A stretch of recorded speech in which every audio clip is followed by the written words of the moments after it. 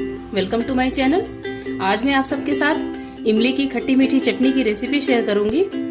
ये चटनी दही बड़े या फिर चाट के साथ बहुत अच्छी लगती है खाने में, या फिर आलू के पराठे के साथ। तो इसके लिए मैंने इमली ली है जो कि बीजों वाली थी। तो इसे मैंने 2 घंटे पहले गर्म पानी में भिगो दिया था, या फिर आप इसे पूरी रात भी सिंपल पानी में भिगो कर रख सकते हैं। तो साथ ही मैंने लिया है गुड़ जो कि 1/2 कप है, और चीनी भी 1/2 कप है। यहाँ पर मैं गुड़ और चीनी दोनों का यूज कर रही हूँ।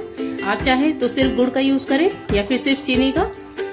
और सबसे पहले हम क्या करेंगे कि इमली का पल्प निकाल लेंगे। पल्प निकालने के लिए हाथों को साफ करके और इमली को अच्छे से मसल लेते हैं, जिससे इसका पल्प निकल जाए और जो इसके बीज और रेशे हैं वो अलग हो जाएं। यहाँ पर मैंने एक छन्ना लेकर रखा हुआ है बर्तन के साथ, और अब मैं इमली के पल्प को छान लेती हूँ।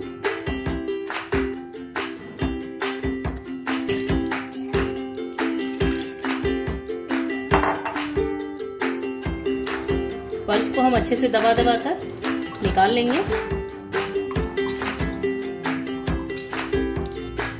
इस तरह से इसके सारे गूदे और रेशे अलग हो जाएंगे।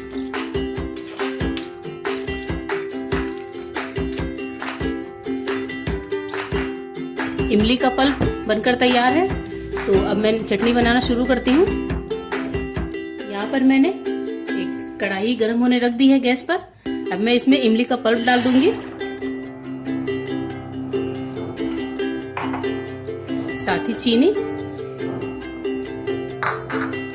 और गुड़। अब इन सबको एक साथ गैस पर हम मीडियम आंच पर गुड़ के गलने तक पकाएंगे। गुड़ अच्छे से पक चुका है। तो अब मैं इसमें काला नमक का पाउडर,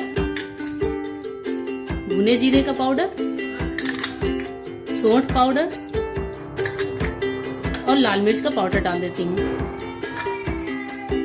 यहाँ मैंने सारी चीजों को अच्छे से मिक्स कर लिया है, और अब हम इसे मीडियम आंच पर गाढ़ा होने तक लगातार पकाते रहेंगे। साथ ही आप बीच बीच में चलाते भी रहें।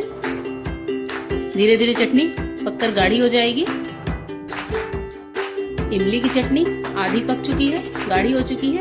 अब हम इसमें थोड़ी सी किशमिश डालेंगे और ये कटे हुए खजूर। इसे अच्छे से मिक्स कर लेते हैं। चटनी को वापस से पकने के लिए छोड़ देंगे हम। आप चाहें तो और भी किसी ड्राई फ्रूट का यूज कर सकते हैं चटनी में। चटनी को पकते हुए लगभग 20 से 25 मिनट हो चुके हैं, और ये काफी अच्छे से गाढ़ी भी हो चुकी है, आप देख सकते हैं। अभी जब चटनी ठंडी होगी तो ये और भी गाढ़ी होगी, इसलिए मैं अभी गैस को बंद कर देती हूँ और इसे ठंडा होने के लिए हम रख देंगे। ठंडा होने के बाद इसे फ्रिज में रखकर आप 1-2 महीने तक खा सकते हैं। ये चटनी बिल्कुल भी खराब नहीं होती। जब आप घर में चाट बनाएं या दही भल्ले बनाएं तो चटनी के साथ उसका आनंद जरूर उठाएं। अगर आपको मेरी ये चटनी की रेसिपी अच्छी लगी हो तो मेरे चैनल को सब्सक्राइब करना ना भूलें। साथ ही वीडियो पर लाइक का बटन दबाएं। फिर मिलती हूँ आपसे ऐसी ही एक और चटपटी रेसिपी के साथ। तब तक के लिए गुड बाय, थैंक यू।